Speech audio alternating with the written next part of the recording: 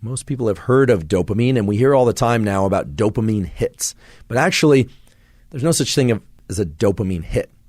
And actually, the way that your body uses dopamine is to have a baseline level of dopamine, meaning an amount of dopamine that's circulating in your brain and body all the time.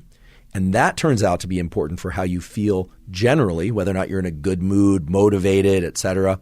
And you also can experience peaks in dopamine above baseline.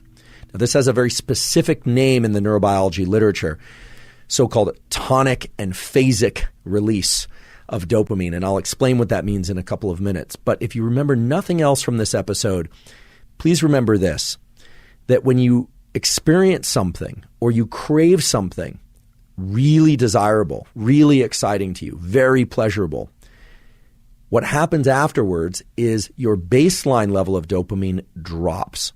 Okay, so these peaks in dopamine, they influence how much dopamine will generally be circulating afterward. And you might think, oh, a big peak in dopamine, after that, I'm going to feel even better because I just had this great event. Not the case. What actually happens is that your baseline level of dopamine drops.